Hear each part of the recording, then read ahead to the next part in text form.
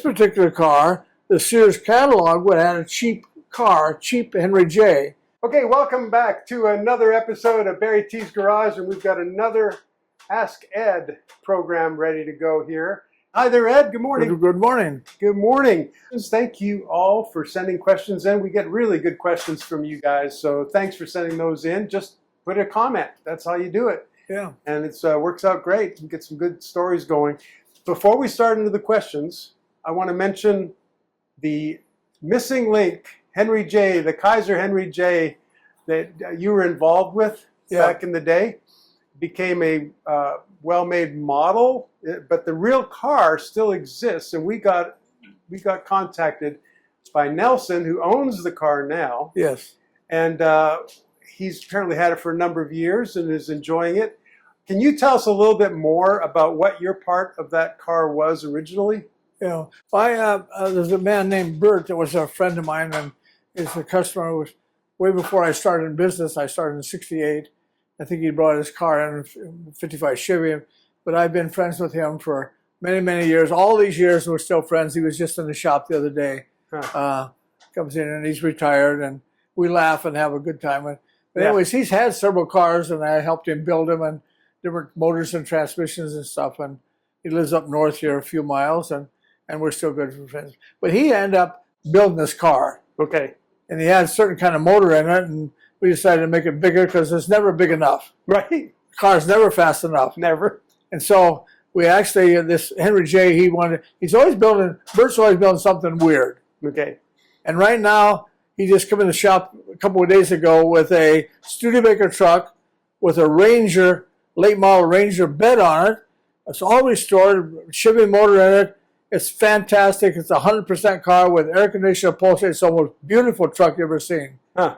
On the tailgate, it says Stranger, because it's a Studebaker thing. Okay, Studebaker and Ranger equals Stranger. Yes, Stranger on the tailgate. That's funny. It's absolutely gorgeous. But anyways, go back to the Henry J. But one time he wanted to build this Henry J. Yeah. So we had this Nelson's Body Shop over here, painted the thing orange. And we decided, it had a certain motor in it. We decided, well, we need a bigger motor. So we put a 434 small block in it. Okay. So that's like a dart motor block. So a 400 cubic inch? 434 cubic inches. Wow. With a single 4-barrel and a Powerglide transmission. Okay. And we actually built the car. We used to take it out the drag strip, and everybody come around and looked at it.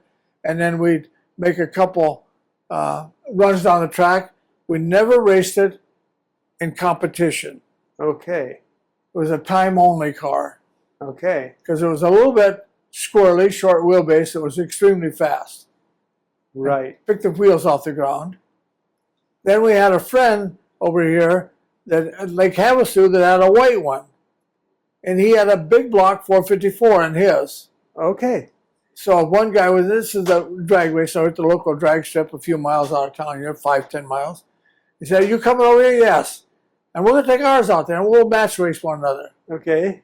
So they would line up the big old announcement, the thing, and I think the big block against the small block, and I don't even know who won the race, but it was within about a foot at the end of the track. It was real close. Real close. They come back and everybody asked them, and they liked that match racing cars. Okay. So that's basically what it was. Yeah.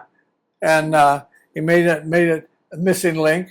Okay. It's a log chain with a missing link, and I think, and they came out to one of the tracks here that somebody was here and wanted to take a bunch of pictures of it and make a model car of it.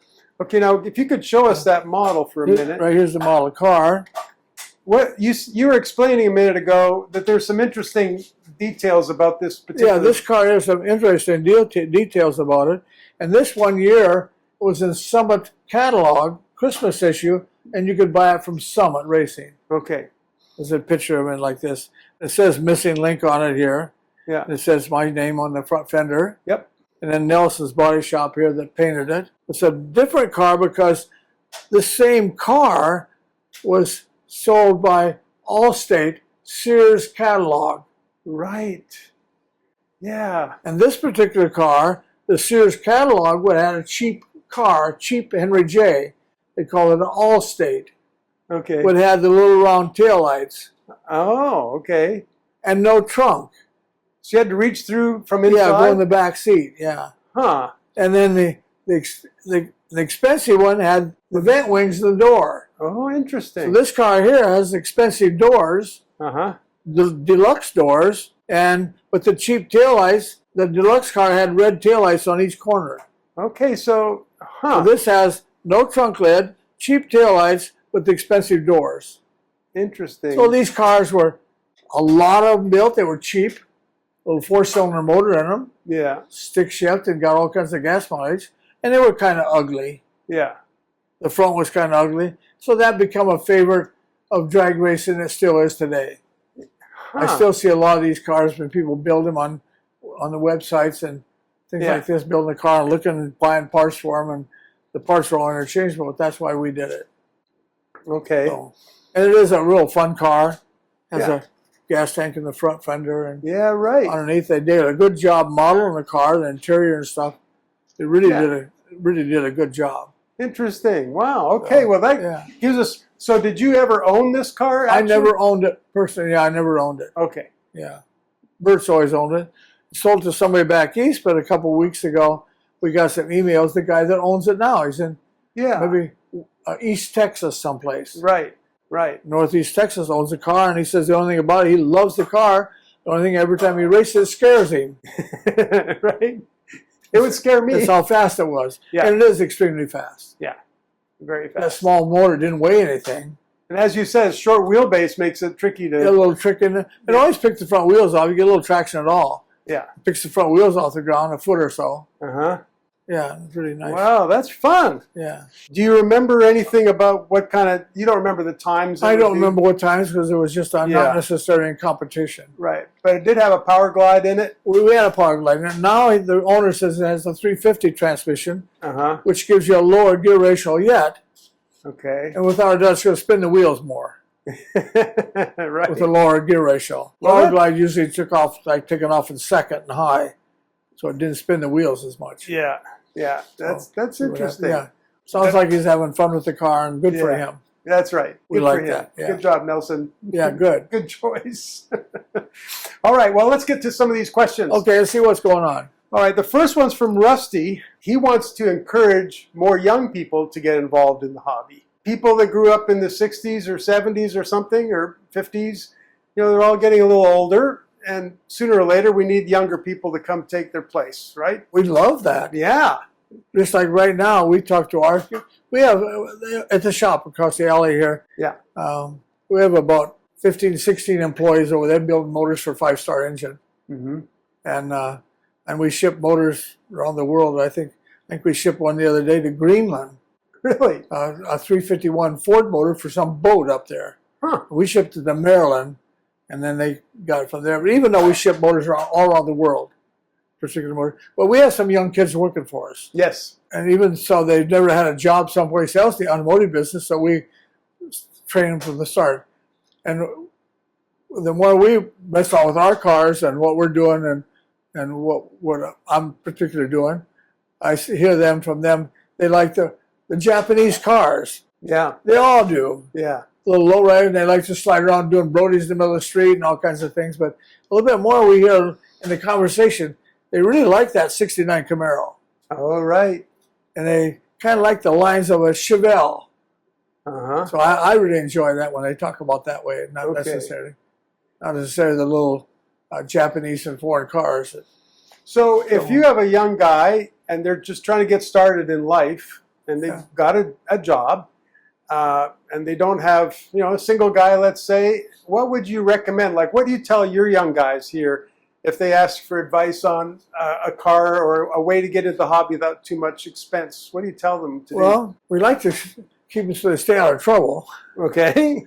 That's the main thing. And don't do street racing. Right. It's hard to stop them from street racing with these cars. Right. They're so fast, and you can do a little bit of different things to them. We share turbocharging and nitrous oxide and stuff, and they're really fast after that. They don't weigh anything. Yeah.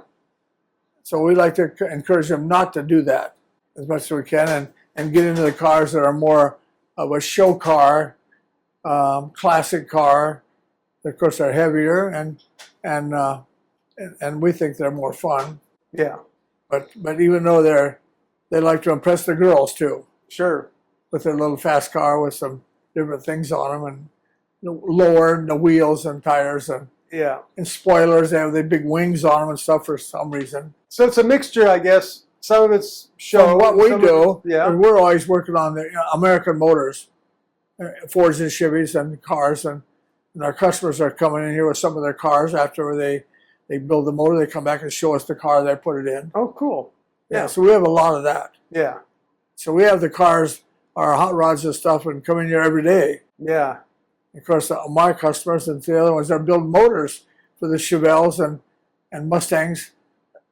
We build motors for them here in town. Sure. Right. So they're back in here with the car sometimes and doing things. So they keeps their interest going. Yeah. And I like that. That's good. Okay. Yeah. And we'll keep trying to mention that. Thank you, Rusty. We're going to try to keep mentioning if there's an inexpensive way to modify a car just to help you get started. Thank you. The next question is from Randall. He just a very simple question. Does Ed use Bardahl oil additive?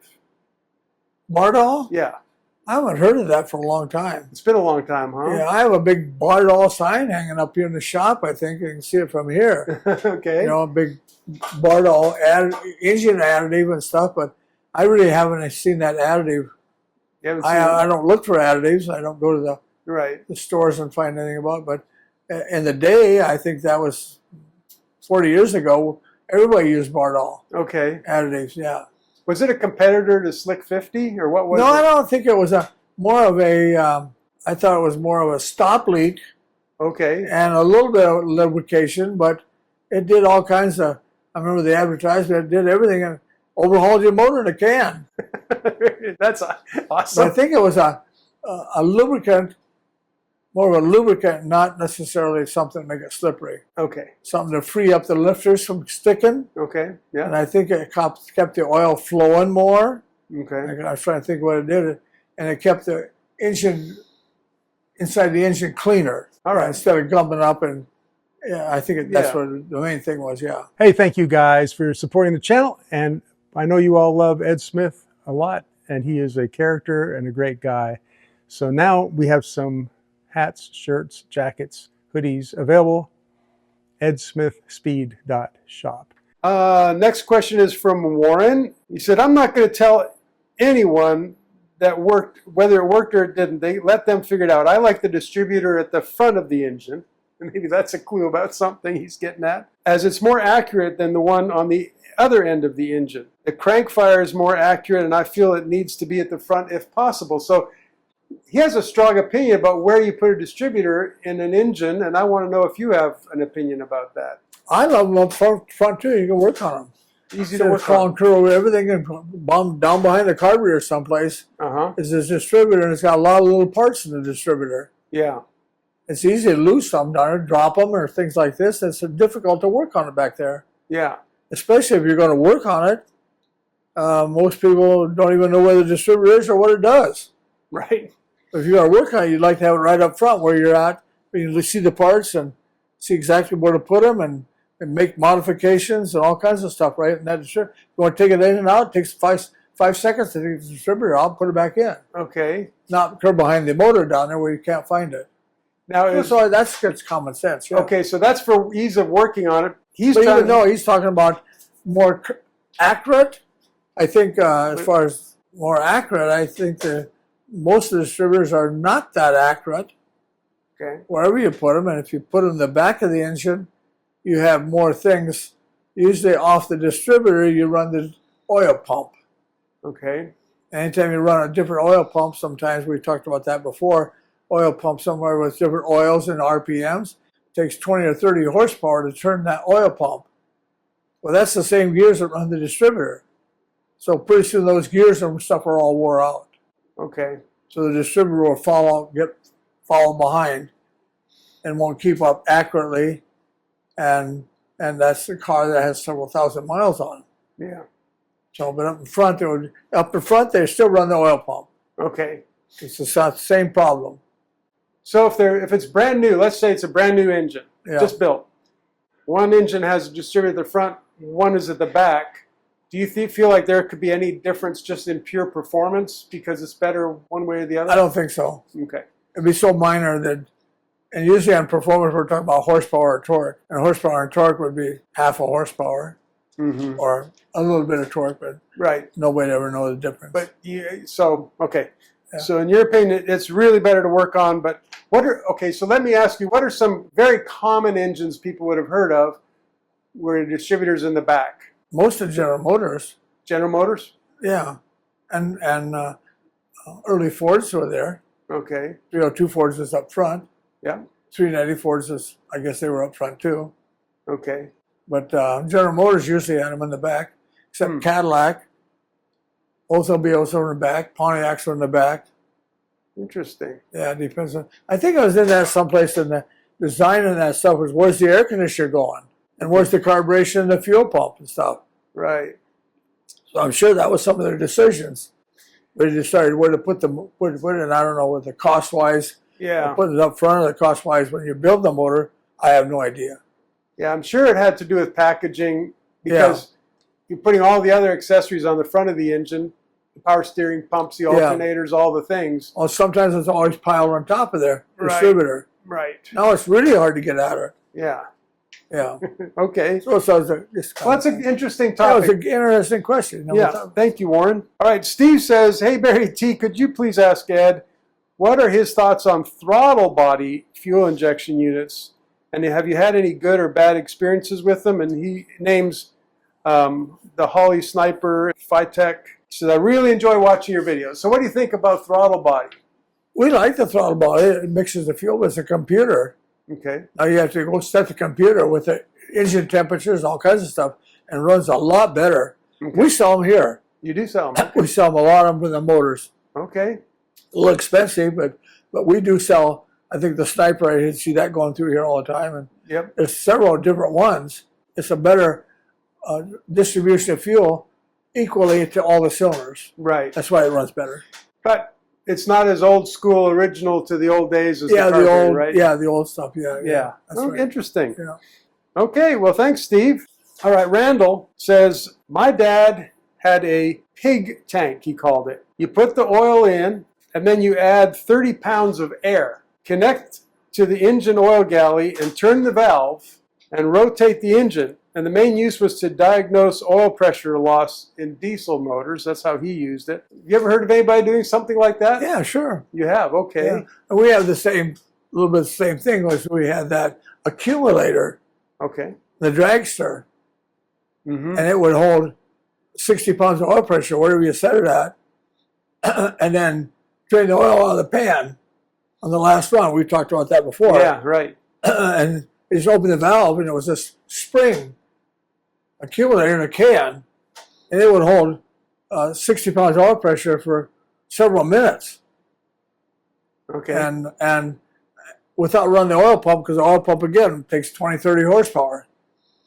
So the last run of the day, we use the accumulator and drain the oil out of the pan. Run fine. So he's doing the same thing. Okay. Even one time, a little story, one of the neighbors over here had a LS motor years ago, and mechanic, and he called me over and says he can't figure out what's wrong with this thing. It was people from out of town. Was an LS motor and a Suburban, and he changed the oil. He paid the oil pump a couple times. I don't know why he waited so long to call me. Anyways, the oil pump a couple times, and rod bearings and main bearings a couple times. Every time he started, he had no oil pressure. Oh wow! He couldn't figure it out. So I said, "I'll be over in just a minute."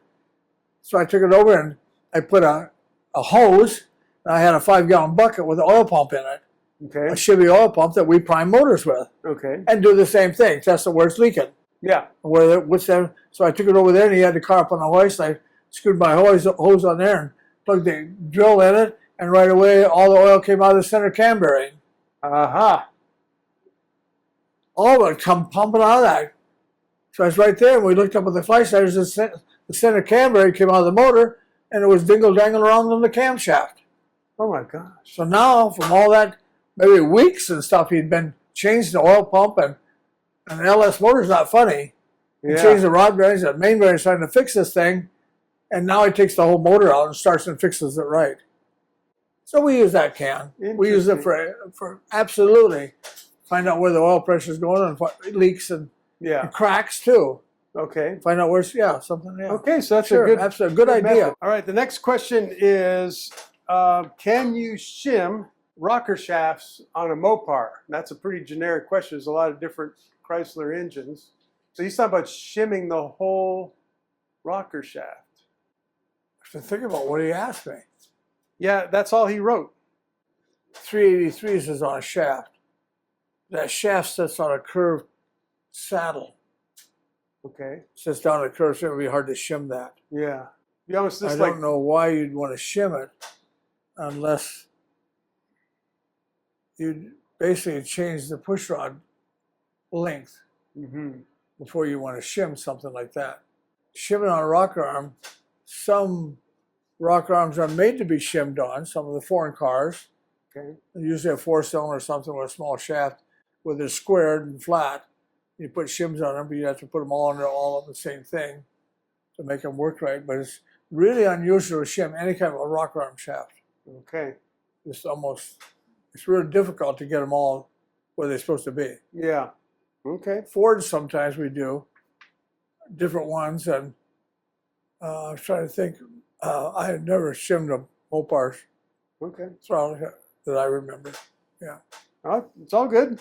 Yeah. So we have questions, and by the way, Ed hasn't done everything. It seems like he knows almost everything. But there's some reasonable, and then what's reasonable to do, and again, we've shimmed some rocker arm shafts, different ones, but usually the valves are adjustable. The rocker arms are adjustable. Okay. And I know he's talking about something that's non-adjustable, so he wants to change something on them. Yeah. Interesting. Yeah. Okay. All right. Well, here's the next question from Josh. He's asking about, or his comment on pre-oiling. Can you grind the gear down on an old distributor and spin it with a drill? Take the gear off. Oh, take the gear off. Absolutely, sure. I have one of those I've had for a year. Okay. And now you can buy the tool, but you have to be careful of the tool. They don't have that collar. On a Chevrolet, I guess we're talking about. And yeah, take the gear off. Usually take the gear off and put a washer on there or something and tack weld the washer. Okay. So you don't have the gear at all. It's easy to take the gear off the distributor. Okay. Just knock the roll pin out of it and take the gear off. Okay. And put a shim on there or a washer and tack weld it. You're not going anywhere. Okay. And that would be a lot better than trying to grind that whole gear off. Right. Okay. Yeah, and that's what we use. Okay. Yeah.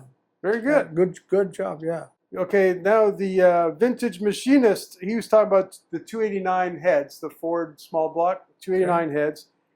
He says, I love putting those on the 302 block to get a little extra compression. Yeah, the small heads, yeah. Small Yes. CC heads, sure. Yeah, so you Yeah, buy that. and not necessarily you need the big valves. Sometimes you can take those same heads he's talking about and put bigger valves in them. A little bit bigger if you want to do that. Maybe grind them out, flow them a little bit better. But anytime you can lower the compression ratio, cheap, and that'd be what you'd do with the heads. You change the heads to get lower compression ratio, well, that's a cheap way of doing it instead of buying expensive pistons. Huh, okay. Yeah. So because a lot of times people think, 289 heads, that's old. Yeah, so they got some good heads, lower CCs in them. Yeah, sure. Yeah, okay. Yeah. Very Some good. of the hypo heads for 289 were good heads. Yeah, so that could even be a possible budget change. Yes, absolutely budget. So we're talking about the young people that want to stay on a budget. Yeah, You've got 302, 289 parts. There's a way to do it. Yeah, absolutely. Okay. Do your research. Yeah. So everything would fit, though, right? As far as putting those heads on the 302? Yeah. AC Guy says, another reason to spin the engine while you're priming the oil system is some engines won't feed oil to the top if it's not turning. That's for the right. oil passages to line up. That's right. Okay. He Early says, Oldsmobile was that way. all right. If the holes in the camshaft and the camshaft bearing didn't line up, you could prime it all day long and not get oil to the lifters Okay. or the rocker arms. All right. As soon as you spun the engine over, with the spark plugs out, of course. Yeah. And we already recommend that every time there's a chance. If you're going to do something and want to prime an engine, actually rotate the engine while you're priming it with the drill. Yeah, Yes. because those little squirter passages, whatever, they're going to line up differently. Yes. Yeah, he's absolutely. suggesting that some Mopar small blocks are like that too. Yes, they are. Okay. Yeah. All right. Well, that's a good Yeah. point. And I guess you don't have to turn it fast. You can just No, slowly just goes turn around. the Every engine time a it little comes bit. around, it squirts oil. Yeah. And you're usually pumping, priming it, you got 40 pounds pressure. Yeah. Okay. Yeah, Good that's a point. good job. Yeah. I'm going to ask you about the Oldsmobile 371. For example, in 1957, Oldsmobile had a 371, and you could get the J2 triple carb setup. 57. Yep. Yeah. Yep. And that was that motor, but it looked like the old one. It didn't look like the 455 at all. Mm-hmm. It looked like the old 51, 52 motor. Yeah. And they had the J2 motors with the different valve covers on them. And that was that motor you're talking about. Grant says, I've always primed my engines, so I just make a 1 quart or liter steel tank, and I welded a pipe to the bottom, and then I threaded a plug for filling like a tire valve, like a Schrader valve. Prelube the motor. Prelube the motor when you made it in the Right. first place. Unless just don't let it set too long over a few years. Yeah. But definitely some of the things that people don't do when they build a motor is, is lubricate the timing chain. Oh. Put a whole bunch of lube on the timing chain. Maybe some slippery STP or something. Drip it on that timing chain. That timing chain takes a big stress going around when you first start the motor up. Okay. And usually the timing chain's got a little hole someplace in the motor. Like Pontiac had a teeny hole in the oil galley plug that squirted oil in the timing chain. Okay. And that timing chain would run, if you didn't prime it and put a lot of lube on the timing chain on that particular motor, that motor would run quite a while dry. That chain would be dry if you don't lubricate it. Okay, so what you're saying is when a dry Assemble motor, the motor. when you're assembling it, Make sure you do the timing chain. because Put some probably good- once it's been assembled and run, yeah, it's enough. It's got enough lubrication built that's right. into Yeah, it. yeah. But when it's And first, splash from everywhere because Yeah. splash goes everywhere. that's really interesting. Chevrolet's got a couple big holes in the block that all the oil from the valve covers and stuff and lifters and stuff dump into the timing chain. Okay, so it's good. Yeah, it's good. Yeah. Okay, that's A lot of interesting. times when they build the motor, they forget to oil the timing chain. And you'd like to do the same thing. If you're doing that, put some oil in the oil pump. Just put some oil in the oil pump and turn it over by hand. Okay. Keep those oil pump gears lubricated when you assemble the motor. It might Okay. drip out a little bit on the pan before you get the oil pan on, but stuff. Sure. But definitely the oil pump. Yeah, With that in there, it gives you a little bit more suction to suck the oil out of the pan right. and have oil pressure instantly. Yeah, those little secrets. Yeah, Be pure sure you dry- do your homework. Do your homework. Yeah, Yeah, do pure your dry oil pump I can see wouldn't be as good. Yeah, Yeah, okay. Interesting. we Okay, had one the other day on talking about oil pumps Yeah. again. The guy called. He's had the motor several times, and he actually was doing something with it. And I've got another one here. My friend is a Chevrolet race car motor, and this guy here has got some kind of a motor, big block Chevy motor.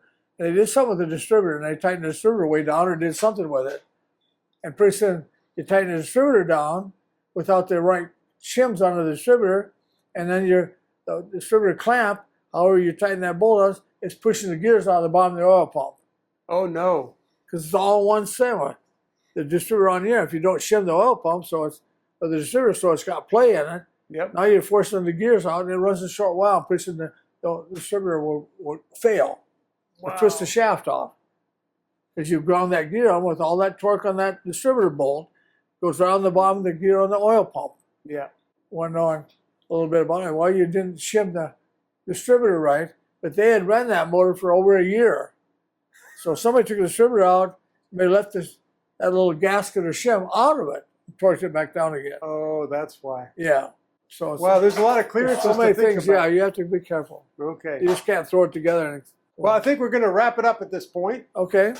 Thank you, Ed, for taking the time. Good questions. Yeah, good question. Thank you for the questions once again. Thank you for supporting our channel. Yeah. And we will look for you again on the next one. Make sure you're subscribed. Some people aren't noticing the videos lately, and I think we're going to make sure that you've got that bell, that alarm bell written, so you can be sure to not miss any of these answers that Ed's giving us. Yeah. So, yeah. very Okay. good. All right. I'll see you on the next one. Thanks for being a part of BarryTsGarage. And if you want some Ed Smith memorabilia, some hats and shirts and all. It's just edsmithspeed.shop. Head over there and have a look.